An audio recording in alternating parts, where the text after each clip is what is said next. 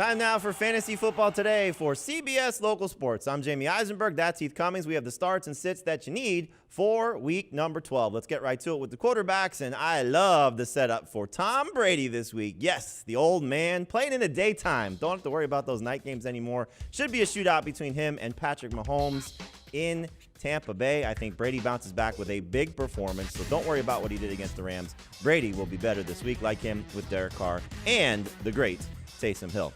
Heath, the quarterbacks you're sitting for week 12, Carson Wentz, Kirk Cousins, and Daniel Jones. You don't like Daniel Jones.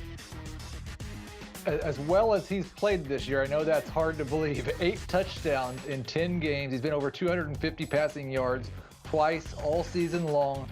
And the Bengals are starting who at quarterback? Exactly. I don't know that the Giants have to throw that much in this game. I don't want to start Jones. All right. I kind of like Jones, but I can see where you're going. And maybe not a lot of people are going to start Daniel Jones. Probably better for 2 quarterback and super flex leagues. Let's go now to the running backs here and the guys you like, Jonathan Taylor, Damian Harris, and Kenyon Drake. So this is a Jonathan Taylor week. I hope it's a Jonathan Taylor league. I think every week's a Jonathan Taylor week for the first 2 series, and as long as he doesn't fall on his face, he's going to be the lead back for the Colts. He got a little confidence boost in week 11. I think he builds on that in week 12 and finishes the last 6 weeks of the season as a top 15 fantasy running back. He actually is better at home than he is on the road, averaging 13.6 PPR points in Indianapolis, 9.6 PPR points on the road. You like Damian Harris. I'm a little bit concerned about Harris. I don't think he's an outright sit, certainly not in non-PPR leagues. He's clearly better in that format.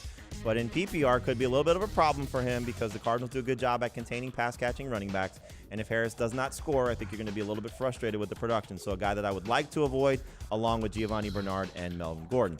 Let's go now to the start wide receivers, Justin Jefferson, DJ Moore, and Chris Godwin for me. And going hand in hand with Tom Brady is Chris Godwin. I think you're going to see him continue to build off of what hopefully was a strong performance for him last week, finding the end zone against the Rams. I think he'll be involved in that shootout and does score again against the Chiefs. The secondary not as tough as the one he just faced.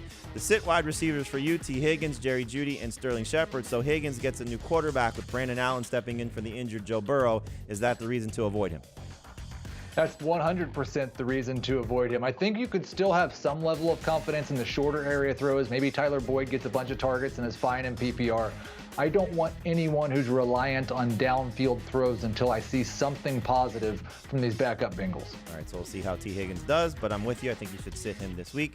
The start tight ends for you, Hayden Hurst, Noah Fant, and Rob Gronkowski. So going right back to Noah Fant.